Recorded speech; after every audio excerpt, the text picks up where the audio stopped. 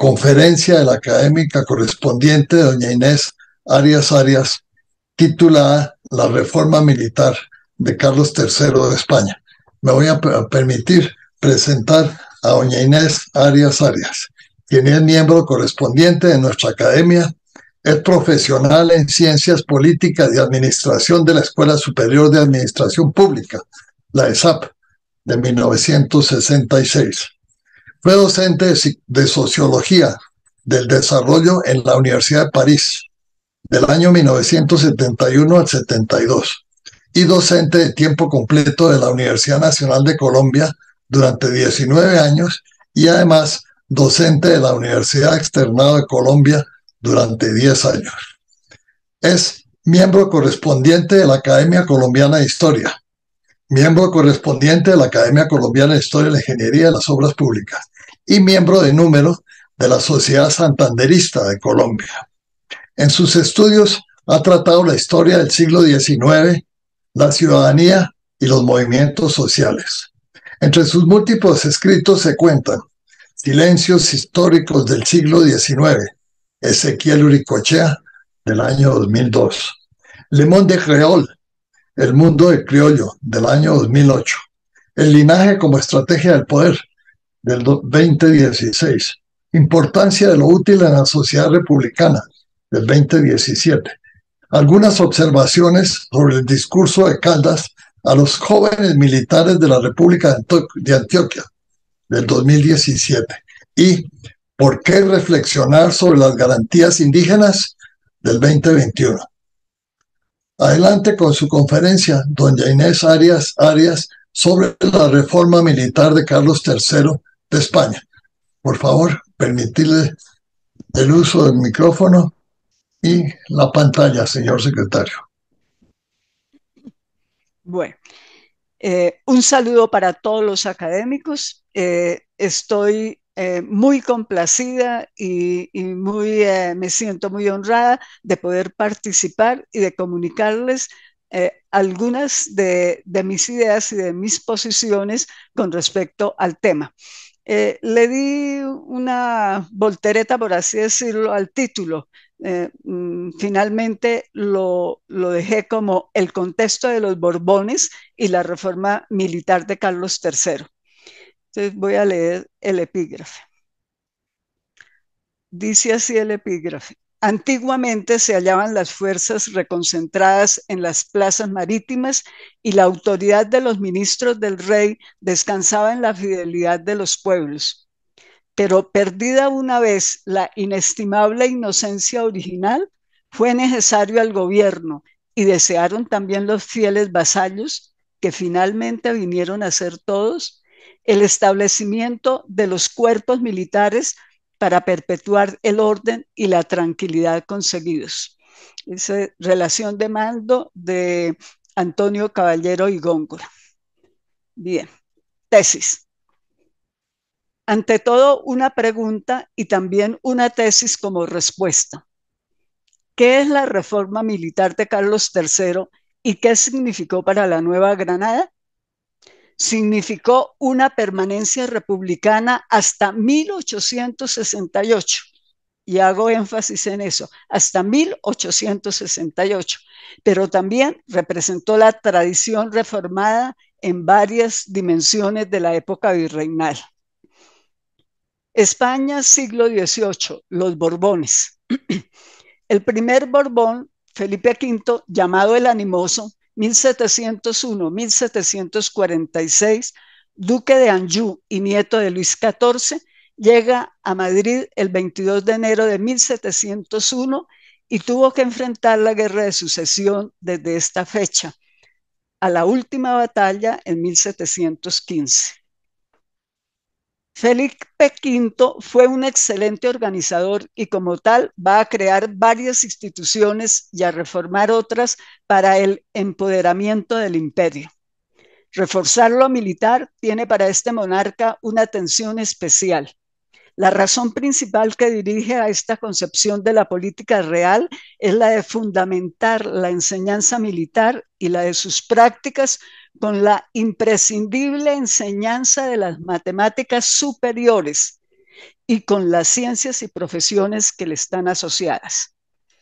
Otro tanto hizo su sucesor Carlos III en su permanencia en el poder 1759-1788, después del corto periodo de Felipe VI.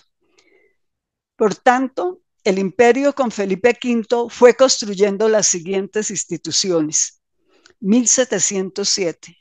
Felipe V desarrolló la unificación de la España metropolitana mediante el decretos de nueva planta y abolió los fueros de Valencia y Aragón. Otra cosa importante, 1712 se funda la Biblioteca Nacional, porque es que Felipe V, un paréntesis, estuvo hasta su muerte, hasta 1746. Entonces, 1712 se funda la Biblioteca Nacional. 1713, Real Academia Española, libro de actas, primera sesión de julio, del 6 de julio de 1713.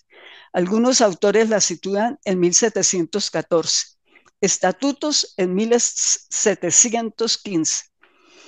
En 1713, la Academia de la Lengua y más tarde la de Medicina, que tuvo varias instituciones precedentes, y la de Historia en 1738. 1752, Real Academia de San Fernando, especializada en artes y en la organización de originales colecciones. 1714, hubo el cambio de la influencia francesa por la italiana.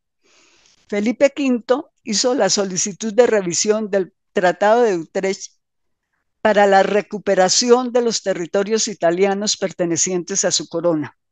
La cuádruple alianza constituida por el Sacro Imperio Romano Germánico, Inglaterra, Francia y Provincias Unidas de los Países Bajos puso fin a los intentos guerreros de recuperar territorios italianos mediante la guerra de 1717-1720, donde España es derrotada. El monarca desarrolló la original política de la protección y defensa del territorio mediante las obras públicas, lo cual es toda una revolución frente a la tradición. Es una práctica novedosa con sus caminos, puentes, obras hidrográficas, establecimiento de construcciones defensivas en los puertos, fortificaciones e igualmente los indispensables trabajos cartográficos. Las obras representan a un Estado centrado en el territorio, lo que se explica por la Guerra de Sucesión, cuyo resultado fue la emergencia de la dinastía de los Borbones con otra concepción de imperio, de la corona y del gobierno del Estado desde 1701. Felipe V funda el Real Cuerpo de Ingenieros en 1711, integrado a la Escuela de Matemáticas en Barcelona. Como resultado de las obras públicas, el Estado comienza a tener un papel protagónico que a su vez produce el debilitamiento de la Iglesia. La corona decide la disminución de los diezmos, lo que se destina a la inversión en obras públicas. Hacia 1752, la enseñanza de los futuros oficiales fue la de crear un cuerpo militar científico con capacidad crítica para resolver problemas de la táctica y la estrategia. Se hacía énfasis en las matemáticas puras, la físico-matemática, artillería en todas sus especialidades, dibujo militar, minas, hidrografía y cartografía. En la España metropolitana, con Felipe V, se establecen varias academias cuyas ordenanzas de aprobación exigen limpieza de sangre, como era de usanza en la época. Hubo escuelas de artillería por varios territorios, así, la Escuela de Artillería y Bombas, Cádiz, en 1710. En 1722, escuelas de matemáticas y artillería en Pamplona. Badajoz y Barcelona. Con todos estos desarrollos de la corona de Felipe V, se inicia esta serie de creaciones que la dinastía anterior no las tenía. En este orden de ideas se tiene lo que se realiza tanto para la metrópoli como lo que se organiza para la España americana. Para esta reflexión he seleccionado a Venezuela para ilustrar la fundación de instituciones en América en lo referente a las escuelas o academias militares, señalando la enseñanza de las matemáticas y de las ciencias durante el siglo XVIII de los Borbones y lo que fuera la reforma militar en la Nueva Granada. La España metropolitana se ocupa de la enseñanza avanzada en la España americana, fortaleciendo sus vínculos mutuos y colocando a la élite criolla en situación de jugar un papel más protagónico en la defensa de las plazas fuertes y puertos de sus territorios. En América también era muy necesario crear instituciones como las señaladas anteriormente que enseñaran a los futuros oficiales las matemáticas superiores, física, hidrografía, cartografía y que diera como resultado una enseñanza militar de excelencia. La corona tenía dicha preocupación porque se fue haciendo muy necesario este nuevo rol por los elevados costos de un batallón itinerante, o sea, el batallón profesional español, por los elevados costos de un batallón itinerante y por el desánimo que causaban los servicios en América a los militares españoles. Y entre sus razones estaba el peligro de las enfermedades tropicales a las cuales los europeos eran muy propensos y débiles para superarlas. A lo anterior se añadía que los puertos y fortalezas quedaban generalmente en las costas de clima tropical malsano. Entonces, llegamos a América. 1730, don Juan de Herrera fundó en Cartagena la Academia de Matemáticas y Fortificaciones. Estas labores, ahí cito a Jorge Arias, 1993. Estas labores las desarrollaba en su propia casa y con su financiamiento. Otra cita, Marchena Juan. Se preocupó por la fortificación de la plaza con varias obras, por lo cual en 1715 fue nombrado ingeniero de la plaza. La academia fue reconocida por Felipe V en 1736. En 1738, el rey funda la Real Universidad de San Felipe en Chile. Esta academia fue reconocida en 1759. En 1733 llegó al Ecuador la expedición científica francesa dirigida por Charles-Marie de la Condamine con los científicos Louis Godin y Pierre Bouguer. Sus trabajos se prolongaron hasta 1743.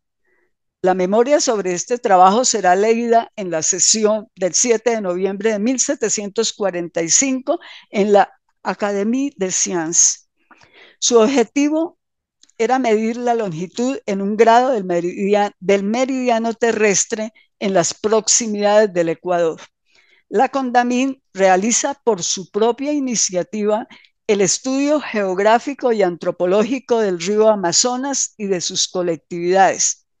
Es la primera misión por este río que no tiene un objetivo misional eclesiástico. 30 años después de la creación de la Academia de Matemáticas y Fortificaciones de Cartagena de Indias, se crea una institución similar en Venezuela, Academia de Geometría y Fortificaciones de Caracas. Esta tuvo una duración significativa, 1760-1768. En 1761 se funda en La Guaira la Academia Militar de Matemáticas para Artilleros e Ingenieros por el ingeniero español Nicolás Centurión. Igualmente su fundador se preocupó por el entrenamiento mediante una escuela práctica para artilleros. Estas instituciones duraron poco tiempo. En 1765, José del Pozo y Sucre Es subteniente del Cuerpo de Ingenieros del Ejército Español y el primer venezolano con esta distinción. Egresado del Colegio de Artillería de Segovia. Este colegio fue fundado por Carlos III en 1760. Hubo escuelas prácticas, y esto es interesante también, hubo escuelas prácticas por diferentes plazas de América, en Cartagena, La Habana, Panamá, Chile, Puerto Rico y Lima, las cuales funcionaron con sus ordenanzas y reglamentos. Al respecto comenta Ian Clarence Hope, 2015, citado por José Raimundo Porras. Se hace imperativo razonar que los ejércitos europeos anclaron el conocimiento y aplicación del arte de la guerra sobre la suposición subyacente de que la respuesta a la mayoría de los problemas militares se encontraba en el uso de las matemáticas al diseño de artillería, las fortificaciones y a la táctica de empleo de las armas de fuego en general. Bien, comentamos. Esta fuerte tendencia de la época en fundar la ingeniería y el arte militar en las matemáticas y en especial en la geometría viene de la tradición que dejó para la humanidad Blaise Pascal, 1623-1662, quien encontraba en la geometría la certeza de explicar el universo y de comprender el mundo. Pues cito un libro de él, Reflexiones sobre la geometría en general, Alfaguara, 1983. Eso es una publicación reciente sobre de Blaise Pascal. Aunque la concepción borbónica del arte militar, centrado en las matemáticas superiores y en especial también en la geometría, fue una necesidad de la guerra y de la tradición de las matemáticas en la actividad guerrera tan practicada de los europeos. Sí, vivían en guerra. Bueno, en 1793, ya terminándose el siglo, se funda el Consulado de Caracas. En 1795 se crea el Consulado de Cartagena de Indias. Estos consulados eran una maravilla, eso era como ahora un departamento de planeación nacional de desarrollo. Bueno, en otra oportunidad se hablará de esos consulados. Fueron muy importantes, ya terminándose el siglo. Las trayectorias inconclusas.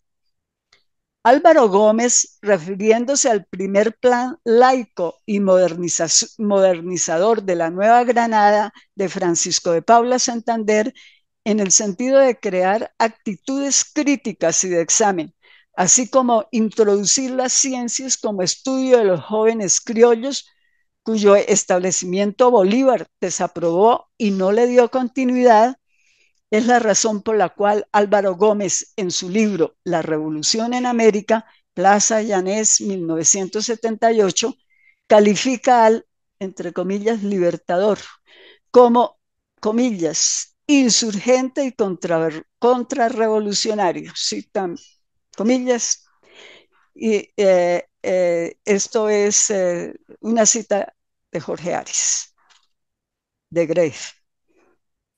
El atraso en la enseñanza de las matemáticas era muy limitante.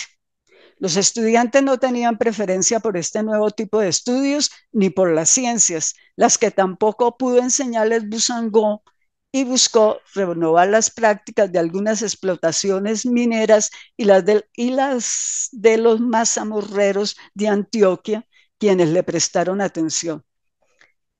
Los jóvenes criollos, acostumbrados de una generación a otra a los estudios tradicionales de la filosofía, del derecho y de la teología, estaban por demás satisfechos de su preeminencia social, política y cultural que estos estudios les otorgaban. De modo que al avanzar los años y en la República de 1826 a 1833, las matemáticas no llegaban sino hasta las ecuaciones de segundo grado. Esta es una cita de Jorge Arias de Greif y de Clara Elena Sánchez, 2006. La tradición reformada son los aspectos fundamentales que le dan otra organización al imperio, rompiendo poderes como las obligantes decisiones e intervenciones de la Iglesia en los asuntos públicos. Como ya se planteó, este rompimiento venía dándose con el primer Borbón, Felipe V, y representaba una disminución de los fueros de la Iglesia y un traslado de una parte de los diezmos a los gastos fiscales empleados en obras públicas. Fue poco a poco que se fue construyendo e institucionalizando la subordinación de la Iglesia al poder real y a su obligante decisión en cuestiones de las ciencias y de sus contenidos en la Armada Real de absoluta incumbencia de la corona. Con Carlos III hubo una reorganización del conocimiento científico y de sus prácticas en diferentes dimensiones, lo que tuvo como resultado la fuerte presencia de las ciencias en la Marina española y en la modernización de la ingeniería y de sus obras, sobre todo en las invenciones increíblemente útiles derivadas de las matemáticas, la física, la arquitectura en lo concerniente a la defensa, como lo había probado en el pasado el inventor e ingeniero militar francés Sébastien Leprest, marqués de Vauban y mariscal de Francia. Vivió de 1633 a 1707. Entonces, este mariscal fue muy innovador sobre el entretejido de las fortificaciones entre sí y las combinaciones de su defensa con las distintas fuerzas en diferentes puntos de las fronteras francesas. En 1776 se crearon en la monarquía de Carlos III dos nuevas compañías de guardias marinas, la de Cartagena del Levante, cuyo director fue José Mazarredo, y la de Ferrol, bajo la dirección de Francisco Gil Lemus.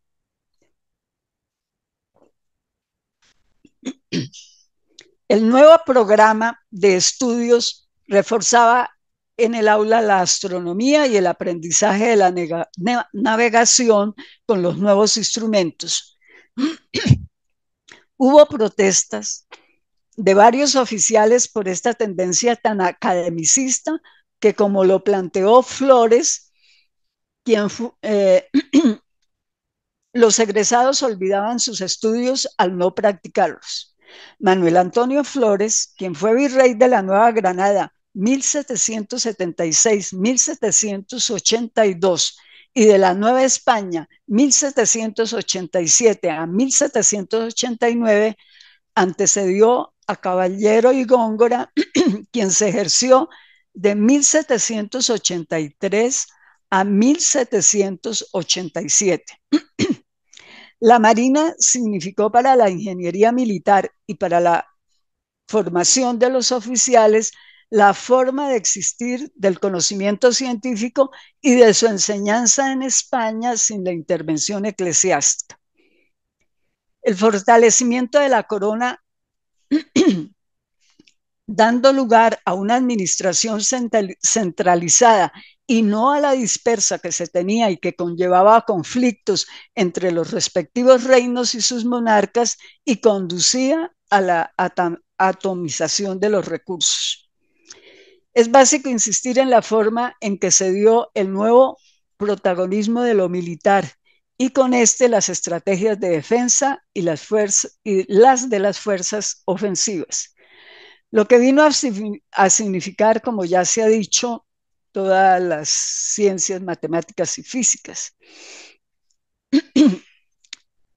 Como conocimiento de la ingeniería militar y práctico con varios de sus egresados muy prominentes y conocedores de la ideografía y de la indispensable cartografía de la navegación sin quitarle importancia al uso de la astronomía.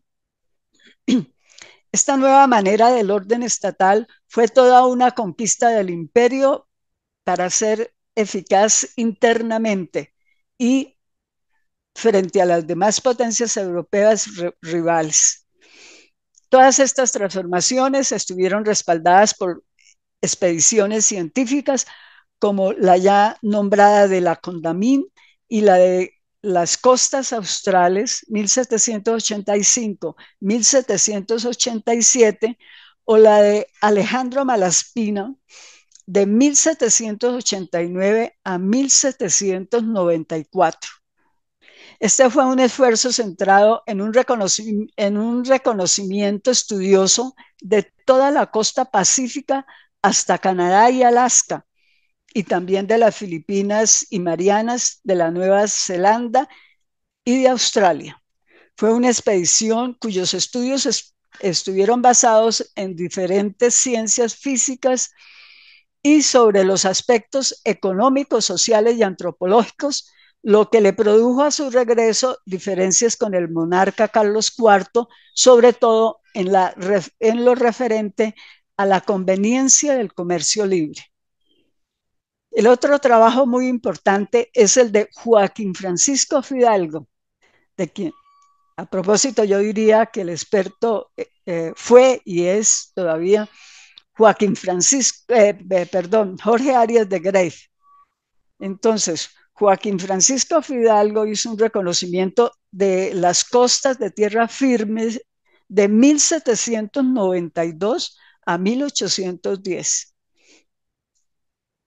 Por lo tanto, la presente reflexión responde al análisis de lo que fuera la reforma militar mediante el aporte, si así puede decirse, de las varias guerras, derrotas y humillaciones que tuvo España durante el siglo XVIII. Es entonces válida la pregunta sobre ¿qué puede aportar a una sociedad la guerra? No la triunfante, sino la de las derrotas.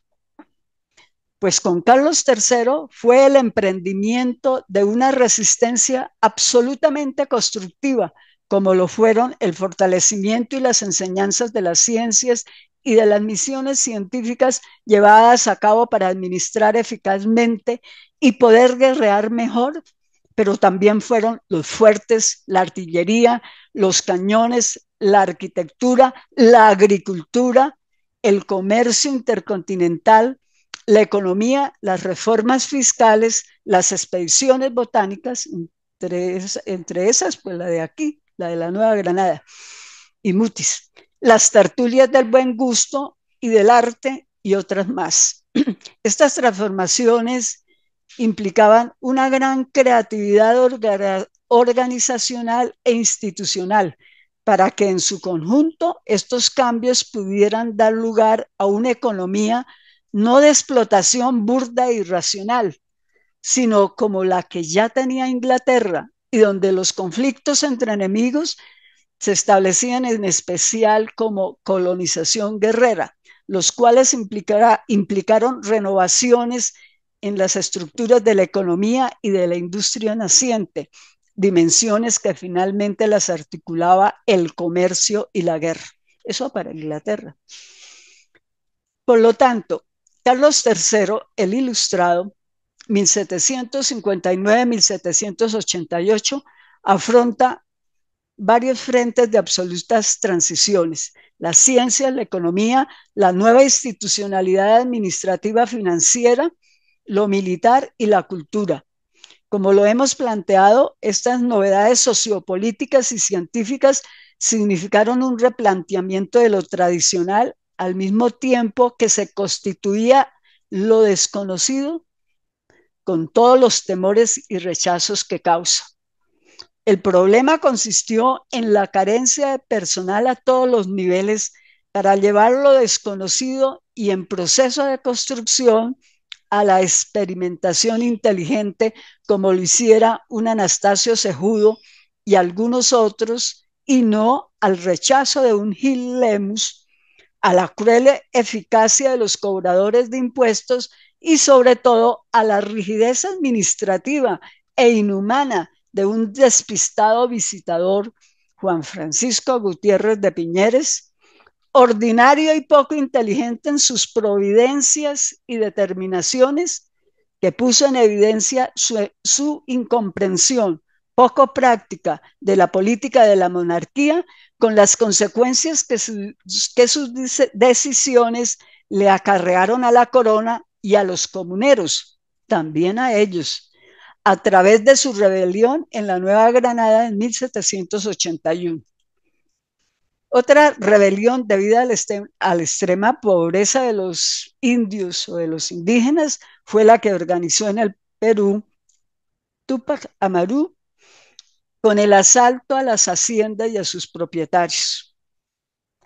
Observamos que el visitador de la Nueva Granada solo le importó recoger el máximo de impuestos, presentando cifras de gran aumento, para lo cual también redujo los gastos del ejército, la eliminación de las milicias disciplinadas, las que quería suprimir hasta en Cartagena de Indias. Explico, las milicias disciplinadas eran una milicias al látere del ejército regular o veterano de todos los colores, o sea, de los pardos, de las... Entonces, pues, y eso se dio, bueno, en varias partes aquí de la Nueva Granada, pero sobre todo en la costa y en Cartagena de Indias. En Cartagena de Indias fueron muy importantes. Bueno, entonces las quería suprimir hasta en Cartagena de Indias. Este aumento de ingresos para la corona le valió el reconocimiento de sus superiores.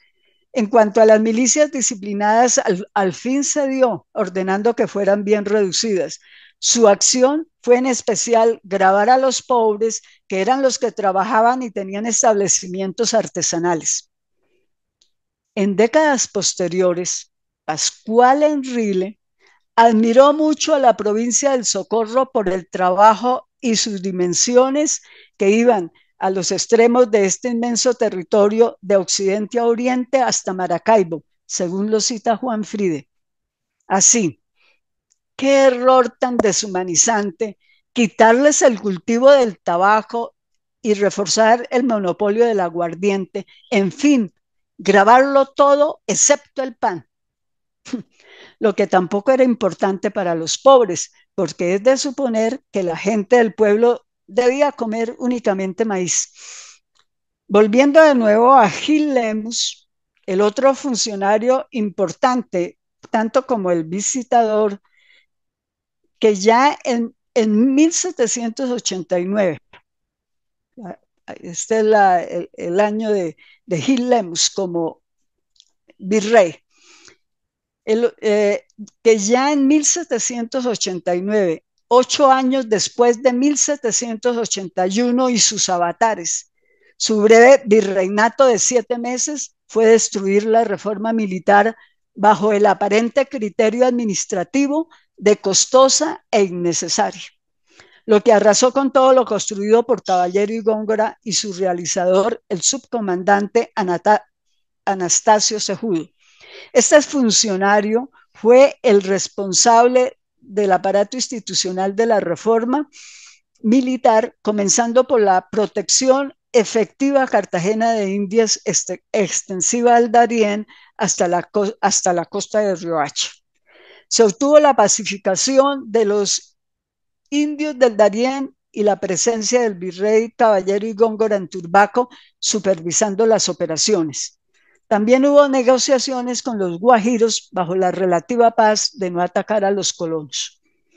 Igualmente, en las tierras del interior, las de Santa Fe, las provincias de Popayán, Quito y Guayaquil, hubo avances importantes a pesar de la oposición de la aristocracia criolla.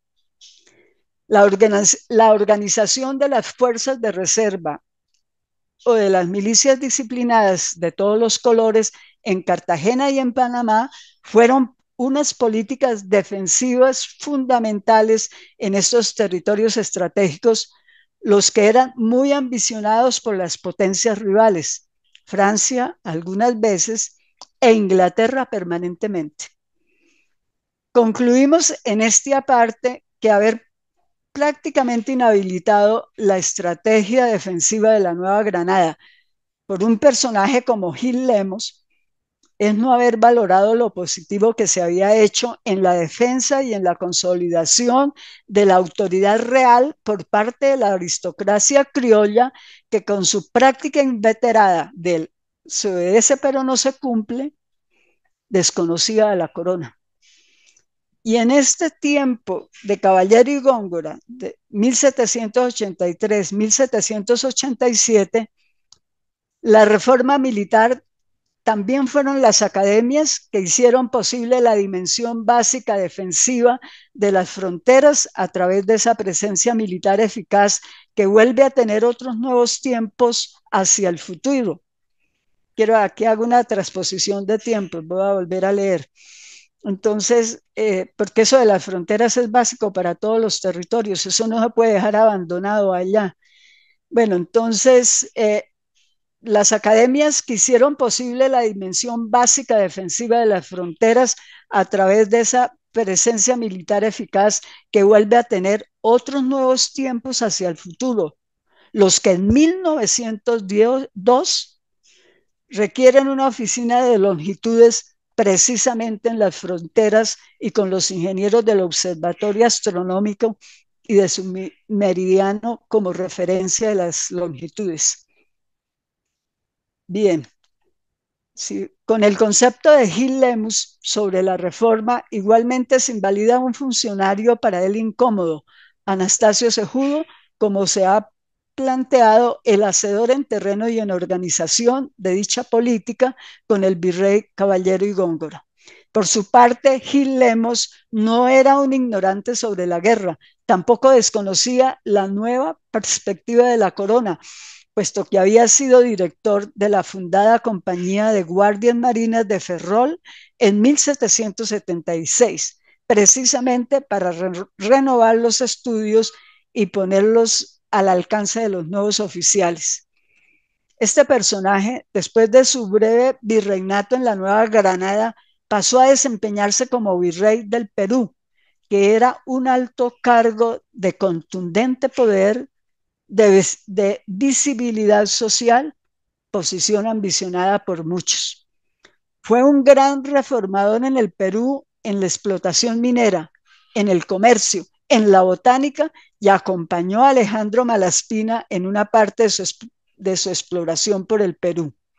Durante su gobierno se fundaron 3 publicaciones, las que como periodismo jugaron un papel de renovación de la sociedad. Su sucesor, aquí en la Nueva Granada, Espeleta, consiguió reorientar algunas de sus decisiones. En 1781, la rebelión de los comuneros, como decía, 8 años antes de las recomendaciones de Gil Lemus a la corona, esta rebelión había dado a conocer y sobre todo había comprobado la inexistencia de una protección militar de la capital del virreinato, donde la desprotección de Santa Fe dio como resultado pactar de inmediato un armisticio sin haber dado ninguna batalla a los rebeldes comuneros y haber medido sus respectivas fuerzas. Sí, el primer encuentro al cual fue Caballero y Góngora fue así. De una vez se pactó el armisticio. Claro, había una parte de los combatientes que no lo quería, pero bueno, así fue la realidad. Por otra parte, debido a la desprotección defensiva, se tenía necesidad de las varias venidas a la Nueva Granada del batallón español itinerante, lo que implicaba fuertes gastos para la corona. La necesidad de la reforma. La necesidad de la reforma en la Nueva Granada estaba dada por la peligrosa carencia casi absoluta de un aparato defensivo apropiado para este virreinato, cuyo establecimiento iba a ser costoso porque prácticamente había que crearlo ahí sí de la nada. Santa Fe estaba desprotegida y solo tenía unos pocos militares con un papel sobre todo ceremonial. pero lo más impactante era la indefensión de Cartagena de Indias, punto estratégico de entrada al sur del continente, pasando por el río de la Magdalena y llegando a los demás virreinatos del sur. Igual ocurría con Panamá, un territorio estratégico del Pacífico y en comunicación con la costa del Caribe, como lo practicaban los indígenas en sus asonadas y exploraciones guerreras. Los indígenas del Darién, claro. Por su importancia, Cartagena necesitaba poner sus fuerzas militares acordes con una defensa operativa y funcional para hacer frente a la amenaza de los piratas, del contrabando y de Inglaterra. Cartagena precisaba un fortalecimiento urgente tanto en personal combatiente entrenado como en equipos. Pero eso era que tenía que recurrir a los batallones itinerantes de España. Existían las milicias provinciales y las urbanas que estaban sin armamento y sin entrenamiento, encontrándose prácticamente nulas para los conflictos armados, como quedó evidenciado en la Guerra de los 7 Años, 1756 a 1763, de la que se hablará más adelante y donde España perdió La Habana sin que esas milicias hubieran servido para su defensa. Igualmente, la metrópoli perdió Menorca, Manila y Filipinas. Siguiendo a Cuet, ahí está la referencia. En 1771 se asumió la primera organización defensiva de la Nueva Granada. En esa primera etapa, por así decirlo, el designado fue Alejandro Reilly, no sé cómo se pronuncia, quien tenía la práctica de haber estado en la organización militar de Cuba. Claro, después de la derrota. Cuando asumió el mando de la reforma de la Nueva Granada, esta tenía un casi nulo sistema defensivo en las costas, Cartagena, Santa Marta, Portobelo, Guayaquil. Como estas defensas eran deficientes, en las de Cartagena y Panamá se dependía de las fuerzas españolas itinerantes, como se ha dicho. Se decidió que las tres jurisdicciones militares operaran bajo comandancias generales en Cartagena, Panamá y Quito. A su vez, Cartagena proveía lo militar para Santa Marta y Riohacha. Panamá tenía a su cargo Veraguas, Portobelo y Darién. La Comandancia General de Quito se componía de las gobernaciones generales de Popayán y de Guayaquil, digámoslo con autonomía, pero a su vez Quito tenía bajo su dirección directa las otras 7 provincias. Con la aprobación de la corona de 1772, O'Reilly inició la reforma por Cartagena y Panamá, los dos territorios estratégicos, reforzó el ejército regular o de veteranos, se aumentó su pie de fuerza y se hicieron entrenamientos regulares. Creó la milicia disciplinaria para Cartagena, complementaria al ejército regular o también llamado veterano, y que como fuerza de reserva estaban las milicias, eran fuerza de reserva. Estaban compuestas por milicianos de todos los colores, se les nombró oficiales, se les dio un atractivo fuero corporativo y se les dieron uniformes y armas. Estas ventajas significaron mucha visibilidad ante los suyos y ante la aristocracia criolla, lo que fue todo un ascenso social de gran reconocimiento, con lo cual se conseguía su buena voluntad y su aplicación en los rigurosos entrenamientos.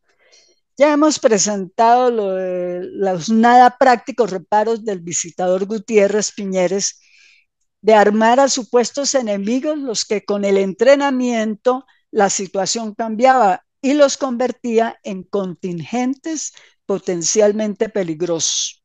Los encargados localmente, ahí sí siguieron el se obedece pero no se cumple. Los encargados localmente hicieron los ajustes de acuerdo con las conveniencias de la defensa, sin tener en cuenta estos reparos desubicados respecto a la realidad de Cartagena de Indias, Panamá y otros territorios. El resultado de las milicias fue muy útil. Otra de las transformaciones efectivas fue el reemplazo de las unidades de presidio por unidades regulares, lo que profesionalizaba la defensa en forma positiva. En 1771, pasados 13 años, la milicia de Cartagena fue reconstruida de acuerdo con las necesidades, pero en esta ocasión, en 1784, por Anastasio Cejudo. Entonces van dos reformas, la primera 1771 ya, y la de ahora 1784. En Quito estaba de presidente José García de León y Pizarro, quien gobernó sin ser molestado porque era considerado un vasallo leal y además era español de nacimiento, lo que le facilitó establecer una privilegiada autonomía con su ambiciosa y deshonesta familia criolla. En 1778 era visitador regente de Quito. En este cargo su misión era recolectar las rentas reales, lo que cumplió con cruel eficacia, como era la usanza de la época. Las rentas reales aumentaron en forma ventajosa bajo su mandato. Este personaje y su familia utilizaron las milicias disciplinadas para labores privadas. Dada su gran autonomía y poder, aunque estas políticas estaban totalmente prohibidas, José García de León y Pizarro pudo llevarlas a cabo por su situación de criollo poderoso, bastante autónomo en su territorio y porque la lejanía e incapacidad de Santa Fe para controlar a sus altos funcionarios distantes también se lo permitía. Ay, ahora se me perdió. Bueno, entonces las milicias, aclaramos que esto no se podía hacer. Las milicias tenían un objetivo absolutamente defensivo y así se practicó en los demás territorios. Los conflictos entre jurisdicciones. Aparentemente los conflictos se daban entre lo civil y lo militar. Existía esta situación, pero el problema era otro: la pérdida de poder por parte de la aristocracia criolla, incluido el cabildo, al sustraerles una parte significativa de la población sobre la que el criollo tenía un control absoluto, como era el caso de los pardos o milicias de todos los colores. La nueva organización militar, con su privilegiado fuero, presentó conflictos para la justicia ordinaria, que representaba la justicia real. Los conflictos fueron varios y los directivos del ejército fijo y de la milicia disciplinaria presentaron su posición ante ciertos desmanes de sus subalternos como una cuestión de solo incumbencia de la justicia militar, y rechazaron con vehemencia la incursión en sus asuntos de la justicia del rey u ordinaria. Couet consigna en el libro citado varios casos. Así, el irrespeto a un alcalde se discutió por unos y otros desde sus puntos de vista. Elevada la queja al virrey, este decidió por la justicia ordinaria o del rey.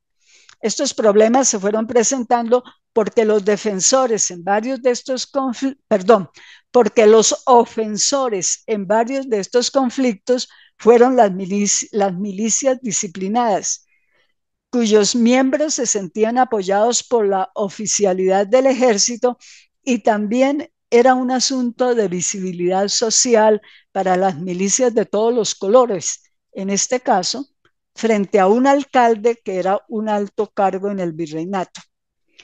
Hubo otros conflictos que ponen en evidencia la pérdida del poder de los criollos, puesto que el comandante del ejército, del ejército regular, era el segundo en jerarquía después del virrey.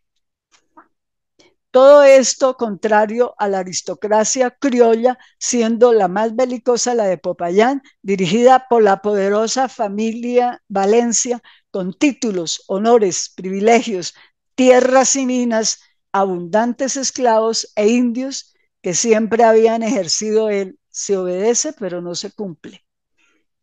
Otro caso ilustrativo entre los varios que hubo fue la difícil relación con el prestigioso marqués de San Jorge, acostumbrado a abusar de su poder. El primer marqués, Jorge Miguel Lozano de Peralta, quien tenía conflictos frecuentes con la Real Audiencia, lo que era muy incómodo para el virrey y para el subcomandante del ejército, coronel Anastasio Cejudo, segunda posición después del virrey y ejecutor de la reforma militar.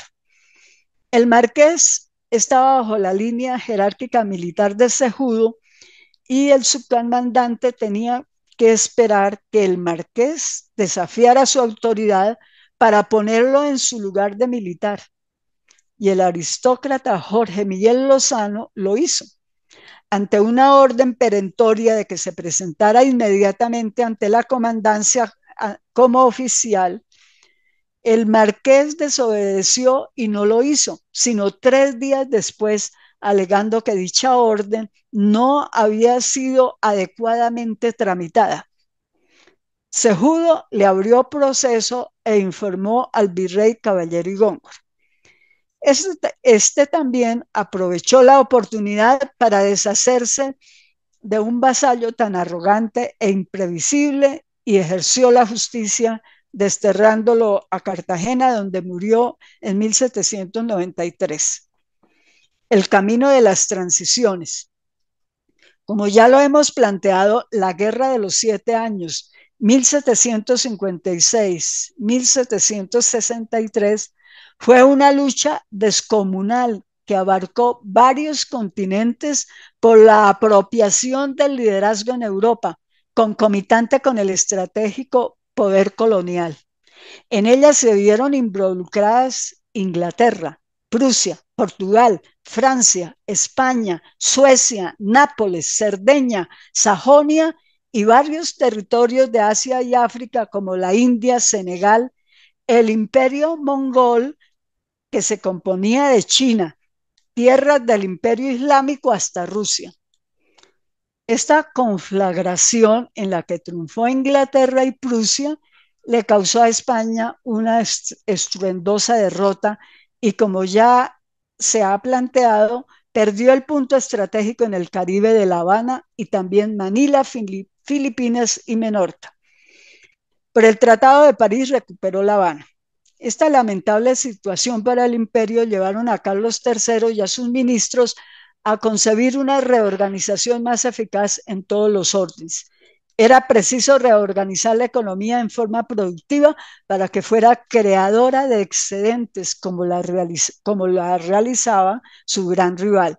Por lo tanto, España en el curso del tiempo había ido perdiendo extensos territorios muy significativos, además de tener un fuerte contrabando en la España americana, donde los criollos, como los de Monpós y parte de la gente del común, tenían una parte fundamental en el contrabando, en especial los indígenas del Darién y los de la Guajira.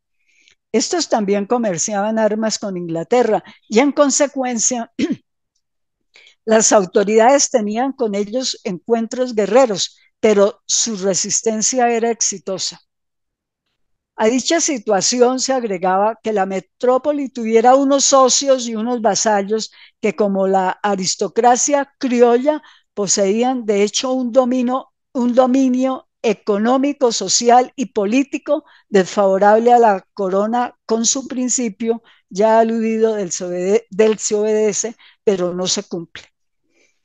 Las transiciones y las reformas ya habían comenzado desde el primer Borbón, pero fue la Guerra de los 7 años la que estrujó el contexto imperial del rey y el de sus ministros y asesores. Bueno, pues yo creo que voy a avanzar más. Entonces, para las reformas, voy a insistir en esto, se necesitaba una burocracia que pudiera agenciar las reformas como ventajas mutuas para la corona y para América, o digámoslo en forma más precisa, para la aristocracia criolla. Esto no se realizó porque los criollos eran bastante autónomos y la reforma administrativa centralizaba el poder continental que ellos ya tenían en cada uno de sus territorios de linaje e influencia. Por otra parte, las decisiones fiscales y su recaudo se hacía con las nuevas disposiciones más controlable, lo que limitaba la autonomía de dicha aristocracia. Precisamos que las reformas tuvieron un impacto negativo en el trabajo artesanal, afectando a los que ya estaban sobreviviendo debido al cúmulo de obligaciones y de pagos que tenían que hacer en ese presente antes de las reformas, y es así como la eficacia en el cobro de los nuevos impuestos llevan a los artesanos a un límite extremo. El trabajo productivo artesanal siempre estuvo acompañado de la arrogancia y maltrato de los cobradores de impuestos. En esta ocasión, la incapacidad de pago fue objeto de violencia y sobre todo de pérdida de sus medios de subsistencia. Reafirmamos que estos cambios tan absolutos requerían en América funcionarios políticamente inteligentes en cuanto a distinguir las condiciones locales y también las sociales de las castas, como lo realizaron Caballero y Góngora y su comandante de la reforma, Anastasio Cejudo. Pero los cobradores de impuestos, bueno, solamente pensaron en producir fuertes ingresos y lo que les acarreaba a ellos éxitos burocráticos también. Entonces, me salto.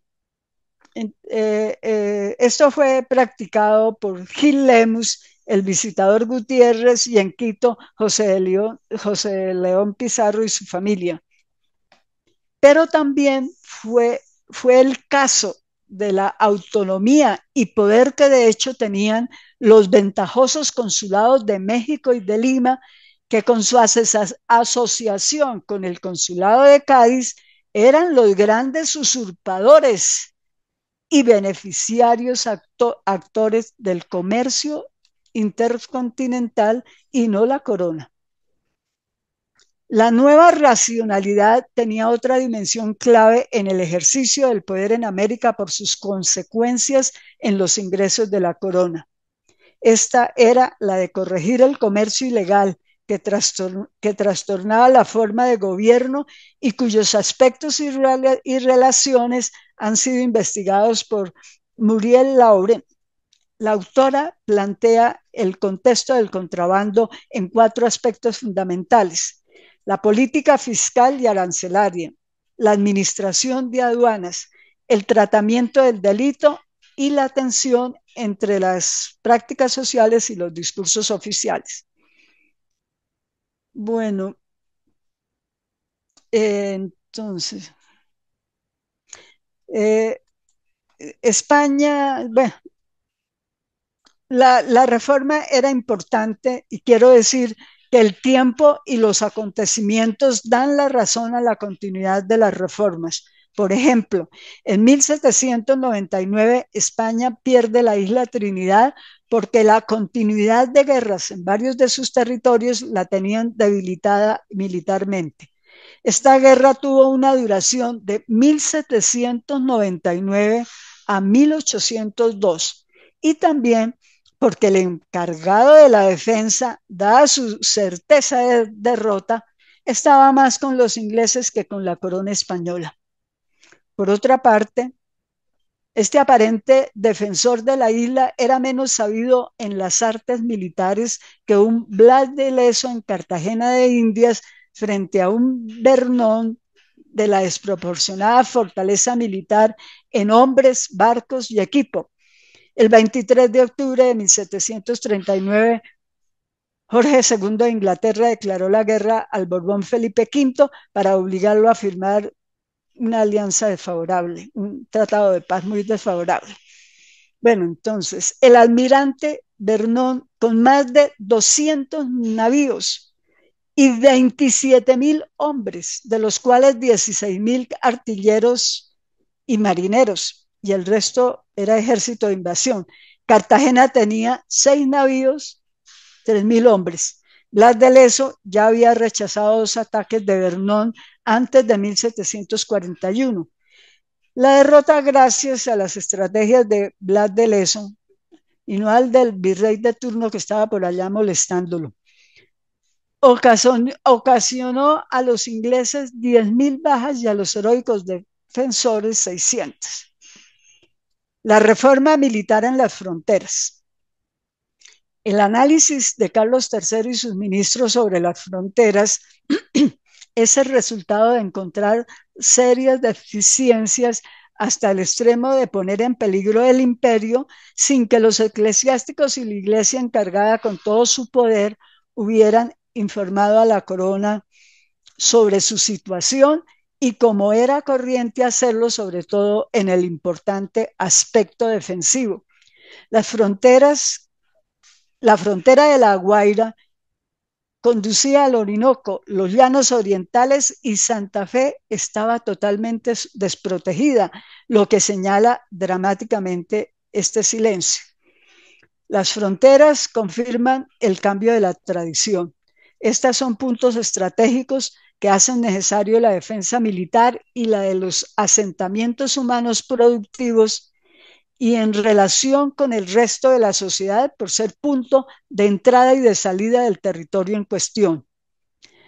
Las fronteras pasaron del dominio absoluto de la Iglesia al dominio militar con los controles que la corona tenía estatuidos.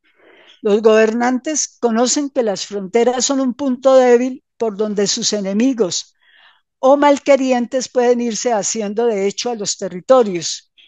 De ahí la fama del mencionado ingeniero militar Vauban, con su construcción del juego de fortalezas para la defensa de las fronteras francesas.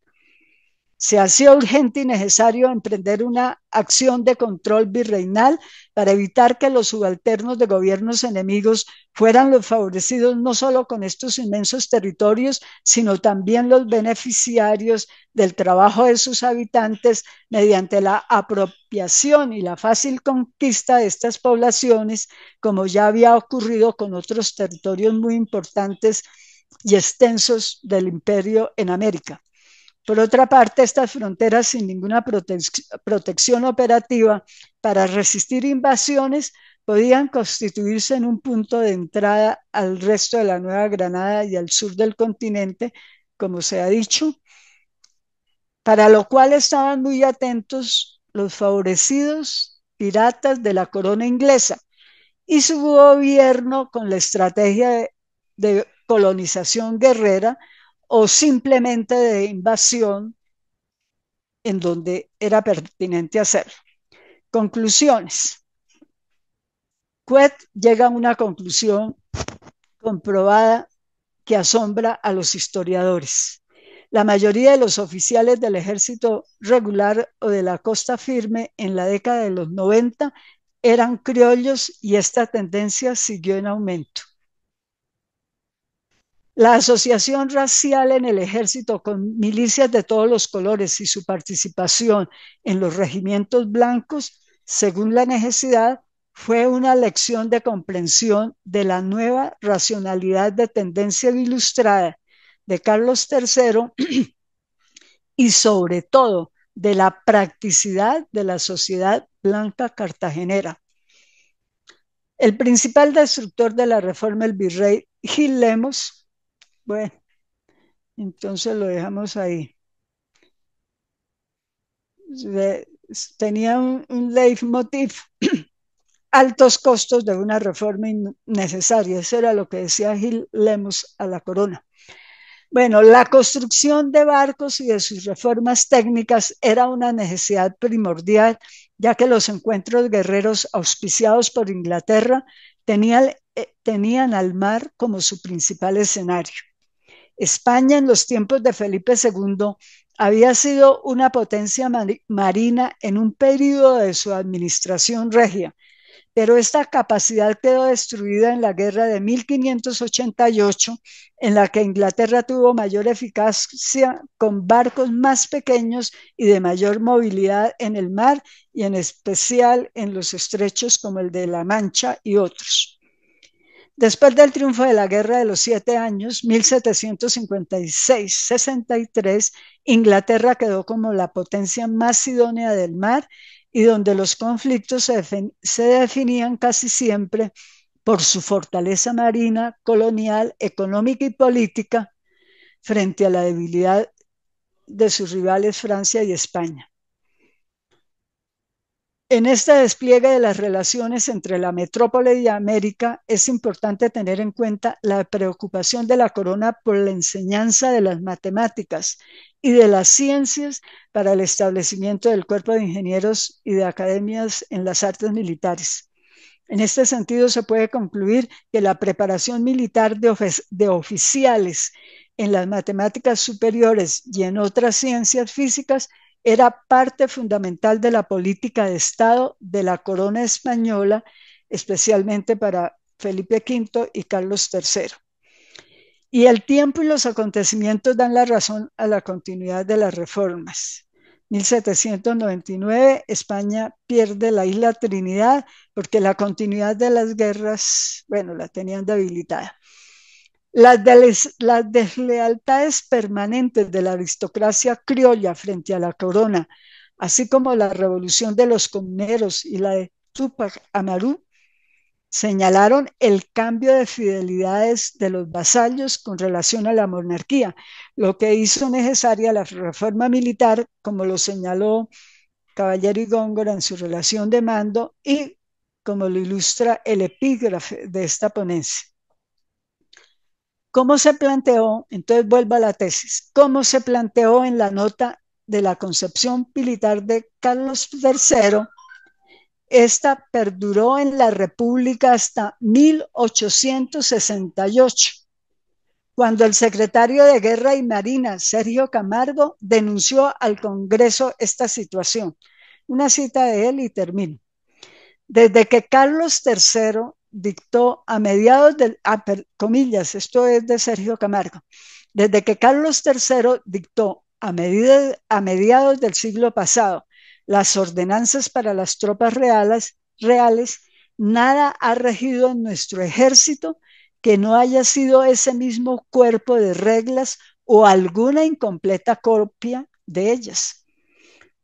Los legisladores de la República, con el propósito de llenar los más notables vacíos del texto militar de España, han ensayado a veces ligeras adiciones, mas los vicios inherentes a una legislación formulada bajo la influencia de ideas absolutistas no han sido corregidas aún, como lo exige el progreso democrático. Es singular el hecho, y sin embargo es cierto, que el ejército de la República ha vivido moralmente fuera de la República. Visto por sus actuales estatutos, se creería estar en pleno siglo XVIII y tener delante la mesnada del rey. Esta es una cita, Sergio Camargo, memoria del secretario de Guerra y Marina al Congreso de la República de Colombia. Esto, imprenta de la Nación, 1870. Y eso es parte de su intervención al Congreso en 1869. Lenguaje: Felipe V, llamado el animoso. Carlos III, designado el ilustrado. He terminado. Muchas gracias a ustedes. Bueno, muchísimas gracias por esta magnífica, detallada, exhaustiva conferencia de Inés sobre lo que han sido todos estos aspectos de carácter militar, de cómo eran las relaciones de España con sus colonias, partiendo de Felipe V y continuando con Carlos III, sobre la parte militar de todas estas naciones, de todas estas colonias. Entonces, para comenzar, voy a dar la palabra a quienes comienzan a pedirla por hacer comentarios. La primera es a Franz Mutis, por favor, adelante, Franz, y luego seguiremos con comentarios quienes levanten la mano. Pero ante todo, muchísimas gracias por todo el esfuerzo de presentación y traernos a consideración todas estas cosas que nosotros, muchísimos, como el caso mío, no teníamos conocimiento detallado. Adelante, Franz, por favor, abrir el micrófono. Muchas gracias, presidente.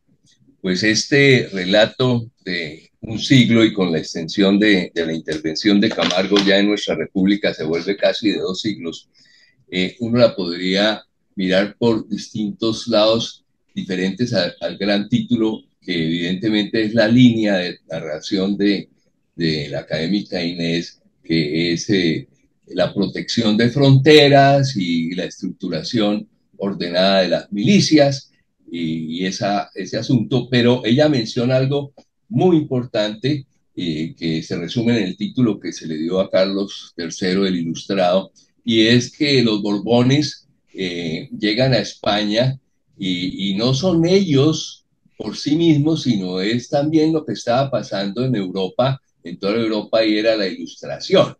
Y esa ilustración, como también lo mencionó, pues hace que sea el siglo y el tiempo de Carlos III donde se inician las academias, la Real Academia de la Lengua, etcétera, etcétera, y las expediciones. Mencionó la expedición botánica y apenas la nombró, pero me parece que nosotros como ingenieros podemos buscar una conexión muy interesante de esa expedición botánica, que es la gran conexión con la ilustración y tiene que ver con el ordenamiento de todo lo que allí se genera y fundamentalmente el conocimiento, que es lo que se le encarga 20 años después a José Celestino Mutis.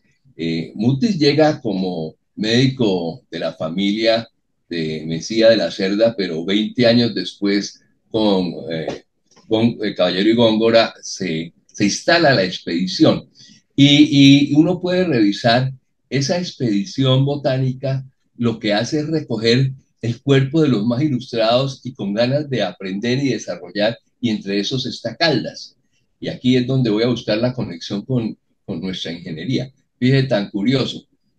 Mutis ordenó que se hiciera el observatorio astronómico para que precisamente su discípulo Caldas pudiera tener más fuerza en todos los procesos investigativos. Y en 1803 se hace ese observatorio que después fue el nicho de trabajo de nuestro insigne Julio Garavito.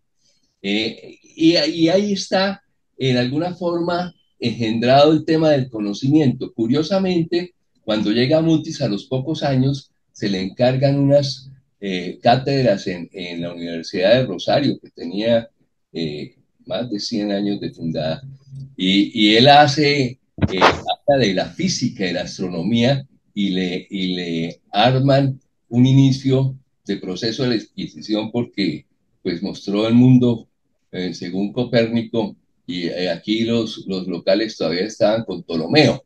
Dicen los que han, pero no hay un testimonio real, que fue por eso que él tomó los hábitos y después, pues como religioso, se quitó encima ese papeleo que le iba armando en la Inquisición. Bueno, yo quiero hacer una observación distinta, o sea, eso es como para recuperar cómo el conocimiento nos conecta a todos y al fin y al cabo entramos en un espacio muy especial que es la base de la transformación, porque en eso de las milicias, y como bien lo mencionó, muchos de los que tuvieron cargos fueron criollos, también muchos de ellos después estuvieron en el lado de la insurrección y fueron libertarios, inclusive el mismo Simón Bolívar aprende a ser militar en las academias españolas. Y las tropas, pues sí, según quien los pague.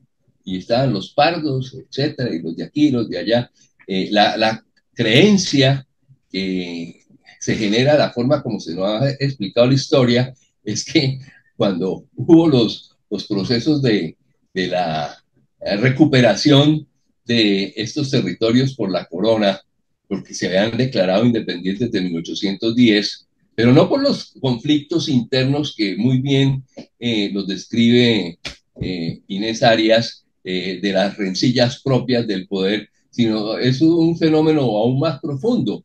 Todo eso genera es por el conflicto en que estaba España con Francia, y España estaba en una guerra de independencia para quitarse a Napoleón de encima, y los españoles fueron los que se inventaron desde la península la forma de las declaraciones de soberanías, de autonomías locales, que eso se refleja en 1810 en nuestra Nueva Granada, lo que los historiadores han llamado la exclusión juntera, y cuando se tiene capacidad de unirse, pues esas rencillas anteriores salen a flote, y por eso aquí en lo que mal se ha llamado la patria boba, porque fue una práctica de mucha construcción de ideas, de formación, de cómo se reharía una fórmulas de gobiernos y unos estados diferentes, pero la falta de una integración interna hace que aquí prácticamente se tuvo fue guerras civiles internas. Los centralistas estaban por un lado, los que querían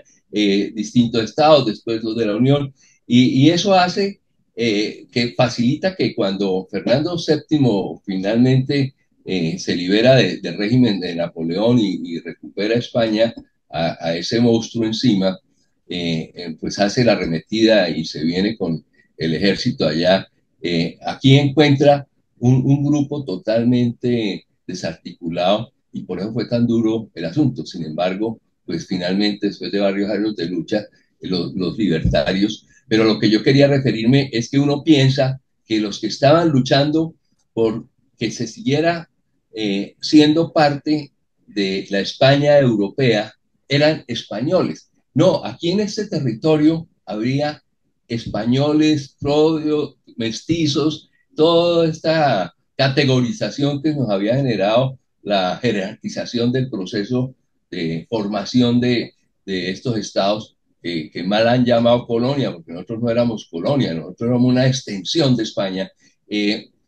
Esas confrontaciones de independencia, muchos la han llamado con el estudio serio, eso fue una guerra civil, porque se estaban masacrando propios contra propios, incluso sin distinguirnos de etnia, porque de unos lados había españoles, pero en ese mismo lado españoles había criollos y también había mestizos. Y al revés, en los libertarios también había españoles, hijos de españoles que estaban por el lado de la libertad.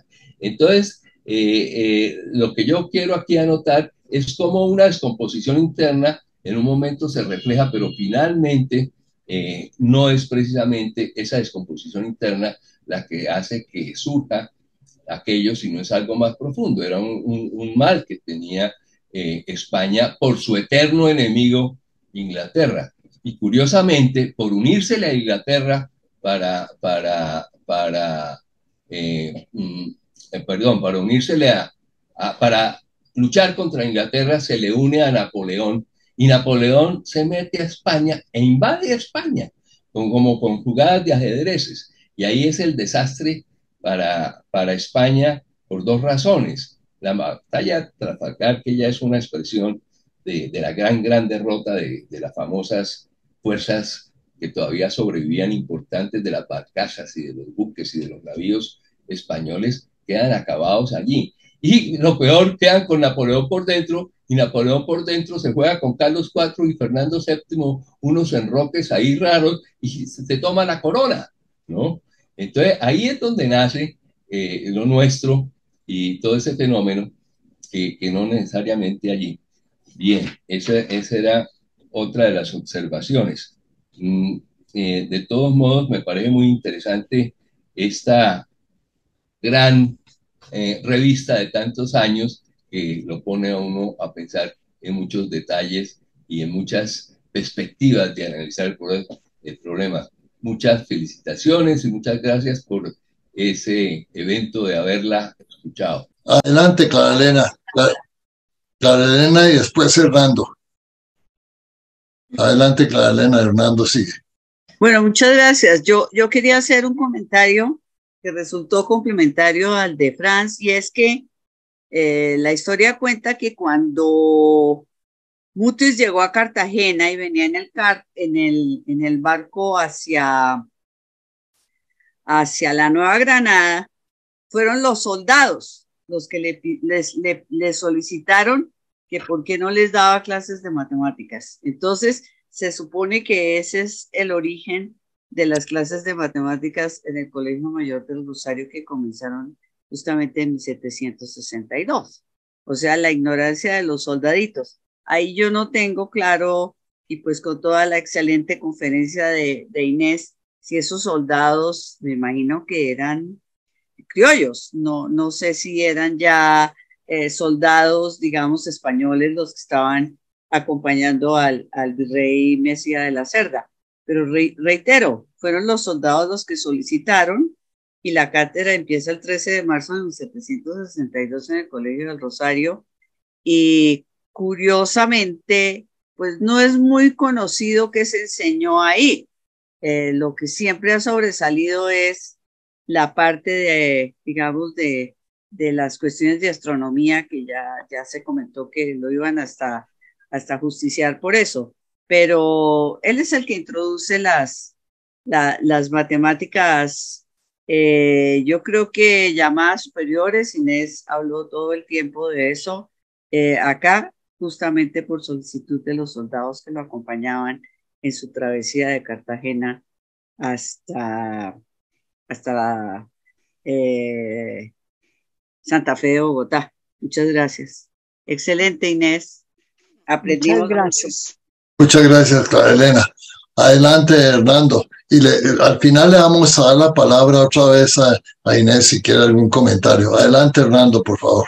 Muchas gracias. Felicitaciones, Inés. Muchas gracias por la deliciosa conversación. Yo creo que ese panorama de examinar este siglo de los Borbones, y como Franz hace, además conectarlo con el siglo XIX, con Sergio Camargo, pues nos pone como en una mirada más extensa de las raíces, digamos, de las instituciones colombianas, entre otras de las instituciones de la ingeniería.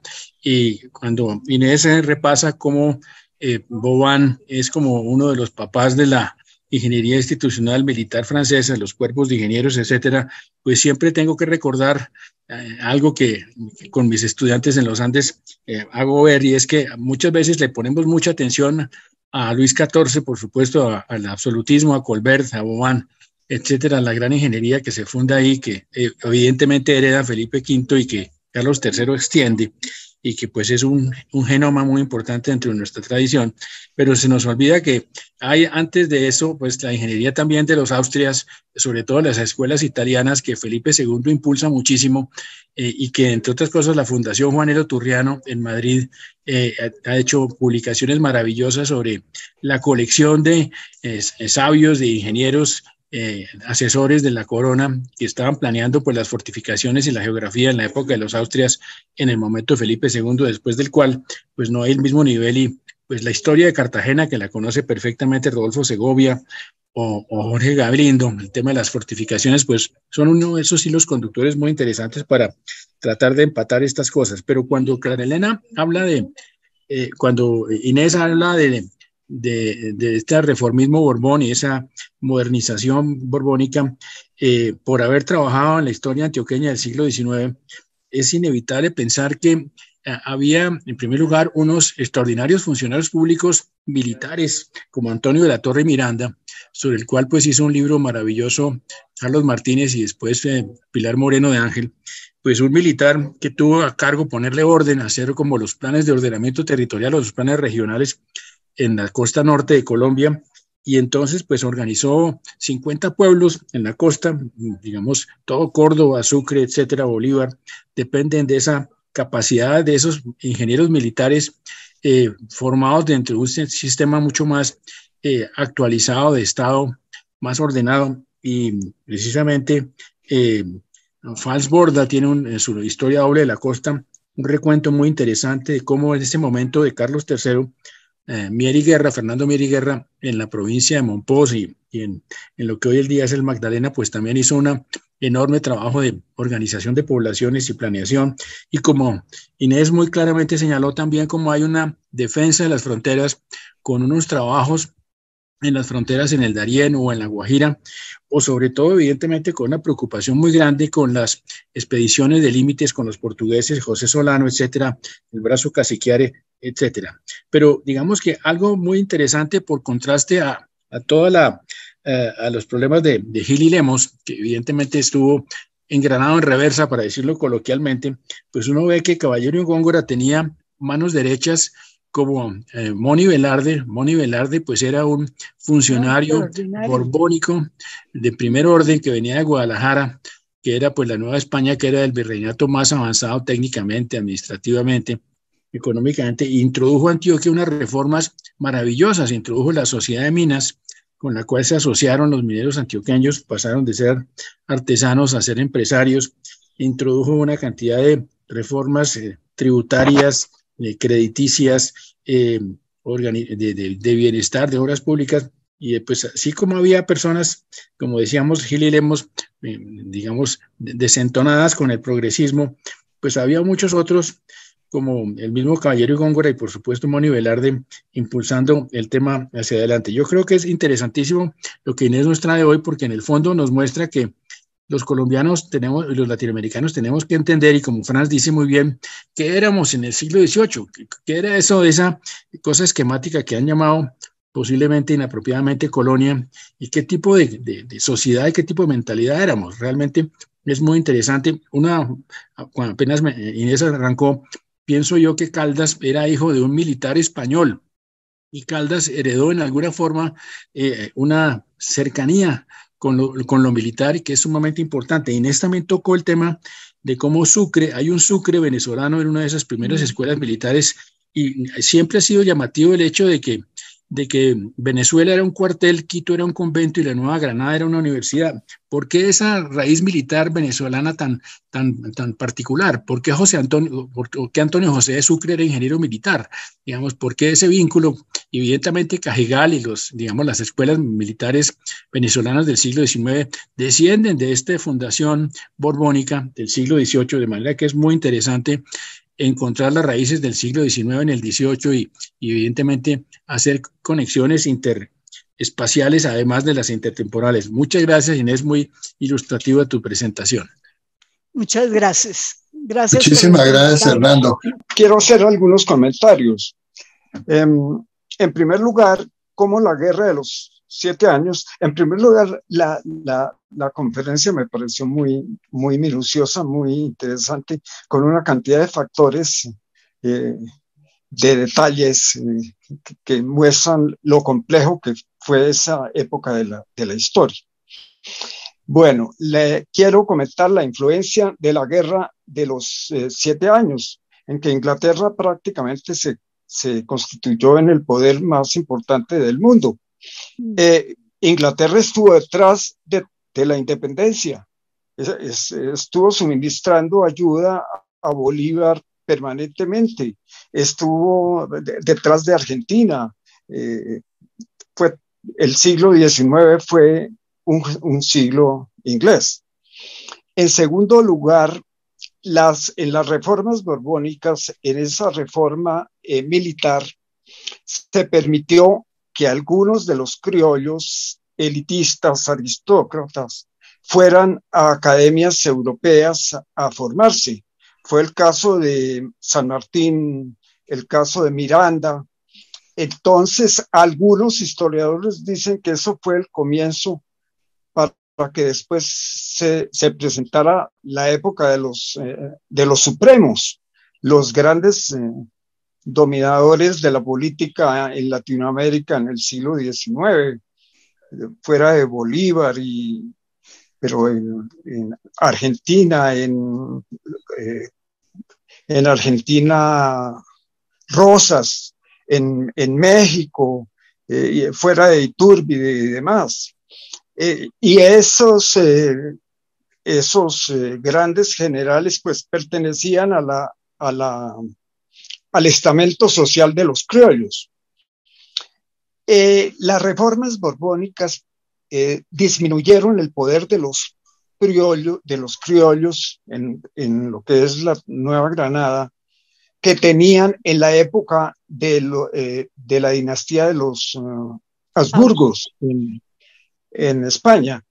Les cortaron un poquito el poder a los criollos, y entonces esa fue la frustración de los criollos en la época de la dinastía Borbón y probablemente impulsó esas protestas que se iniciaron con la revolución, con la revuelta de los comuneros, etcétera, para recuperar el poder que tenían.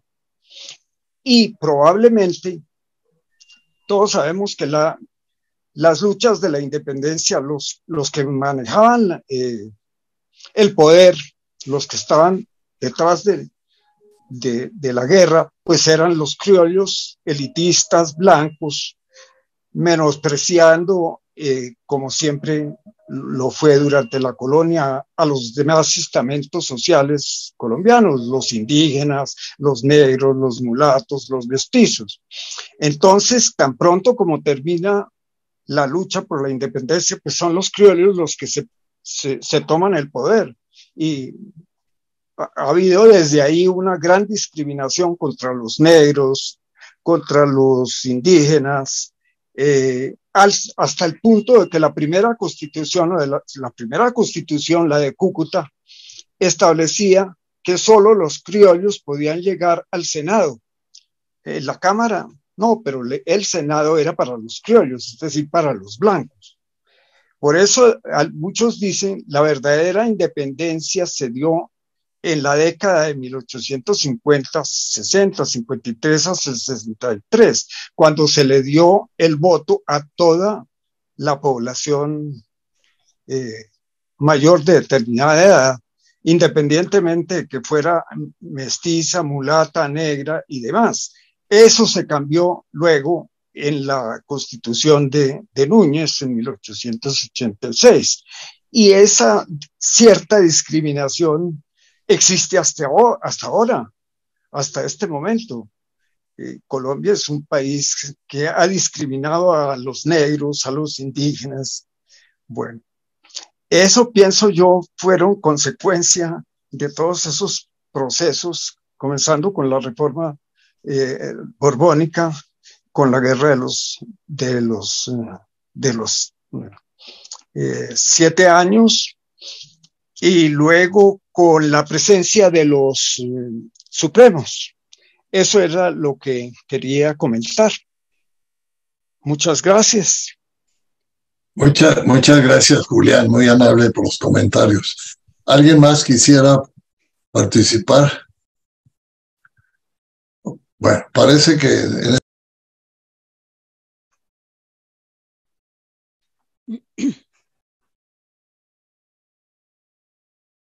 Adelante, Inés, pero yo quisiera, como todo esto puede seguir, yo creo que podríamos tener una siguiente conferencia de Inés para terminar esto, porque me parece que terminamos como en un momento con unas conclusiones que yo creo que con todos los comentarios que ha habido aquí son debatibles.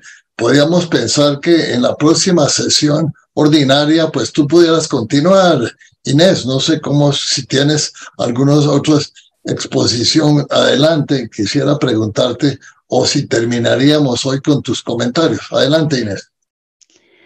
Pues lo que pasa es que los comentarios que a mí me hicieron han sido muy importantes y yo quise restringirme a los Borbones para darle toda la importancia a las matemáticas, como se decía, las matemáticas superiores y las ciencias, la hidrografía, la cartografía, no presentar lo valioso del conocimiento científico y de las instituciones, que fueron muchas, y empezando por el primer Borbón, 1707 o 11, crear el primer Borbón, la Academia de la Lengua, la Academia de Historia y todas esas escuelas de ingeniería y de artillería articuladas, por ejemplo, la de Barcelona a la Academia de Matemáticas. Entonces, lo que pasa es que es inevitable la relación entre los dos siglos, pero yo quise centrarme en el siglo de los Borbones, porque realmente sí hemos estado siguiendo, digamos, digamos, los sectores sociales que han tenido la oportunidad de estudiar han estado con las matemáticas, con las ciencias físicas o las ciencias sociales, y son los procesos de las sociedades. Entonces, está eso por un lado. Y ¿por qué no nombré a las expediciones botánicas? Sí, fueron las 3 expediciones botánicas, fueron obra de la corona también, y de la corona de Carlos III. Entonces, y de la influencia y de la solicitud que hizo Caballero y Góngora.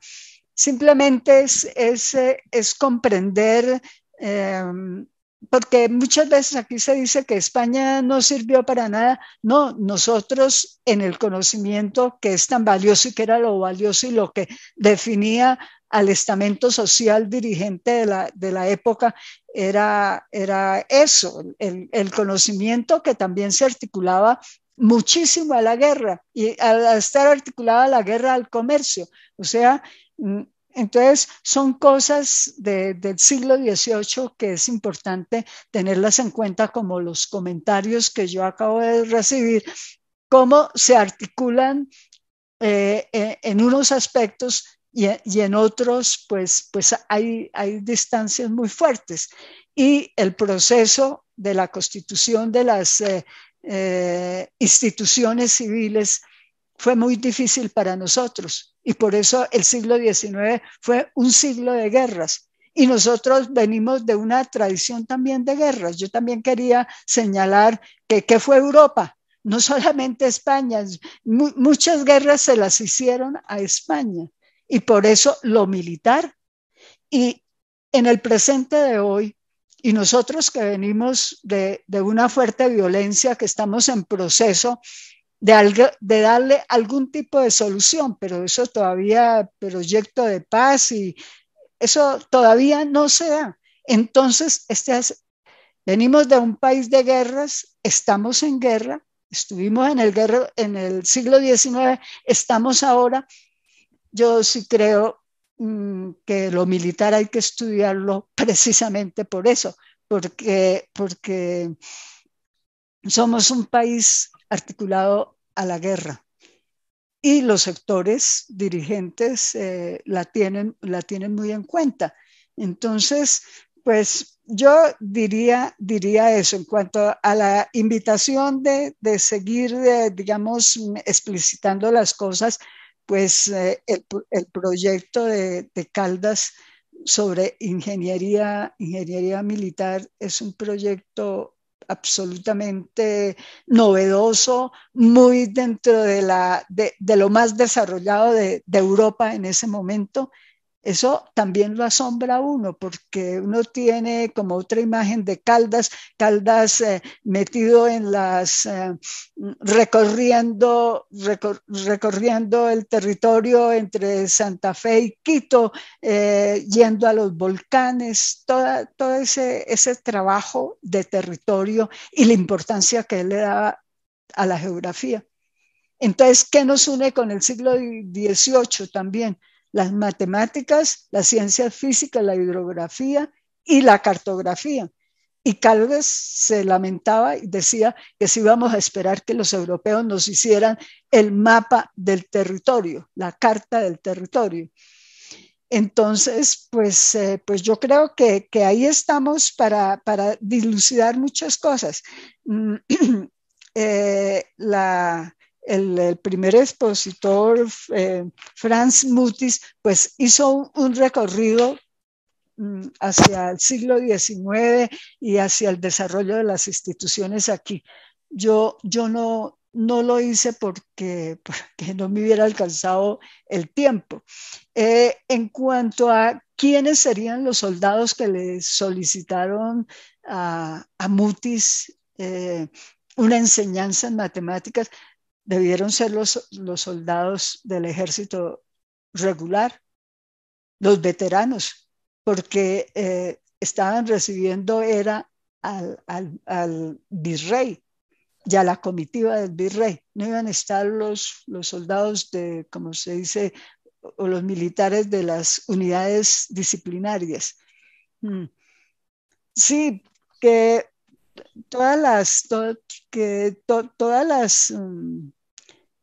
las intervenciones que se hicieron, yo lo que veo es la articulación tan necesaria que hay entre el siglo XVIII y el XIX por las diferencias que se van dando y como nosotros concebimos el Estado y el territorio. Hasta nos demoramos un poco en eso del territorio, en hacer una carta que estuviera bien hecha, sin errores, hasta la Oficina de Longitudes de 1902. Bueno, entonces yo diría eso. Y pues no sé si... Pues yo tengo también un trabajo ahí sobre Caldas, pero no me metería con todo el siglo XIX. Muchísimas gracias. Pero yo sí creo que había otras guerras también que venían no solamente con armas, sino había otras guerras, por ejemplo, entre la Iglesia Católica y los masones. Por ejemplo, había otras guerras diferentes que no eran con armas precisamente, y los masones ingleses, que en resumidas cuentas fueron los que nos ayudaron a financiar nuestra independencia, aportando dineros aquí a la parte de los criollos. Pero bueno, esos son otros temas que en algún momento sí se ve que no solamente era la parte militar, sino la parte de las ambiciones, de las rentas, de esas geniones como Gil Lemos, que venía aquí, que le interesaba era obtener las mejores rentas para España. Y todo eso va creando circunstancias favorables o desfavorables. Pero bueno, yo creo que ha sido una conferencia magnífica. Hemos tenido casi 2 horas de reunión y entonces pues quisiera darle las gracias y proceder con los últimos temas de nuestra reunión. Adelante, señor secretario, con los últimos aspectos de nuestra reunión de hoy, por favor. Cierre de la sesión, presidente. Bueno, entonces, dadas el avance de la hora, tenemos 2 horas de reunión. Muchísimas gracias a Inés Arias y a todas las personas que han intervenido y levantamos la sesión del día de hoy de la Academia de Historia y la Ingeniería de las Obras Públicas. Muchísimas gracias a todos.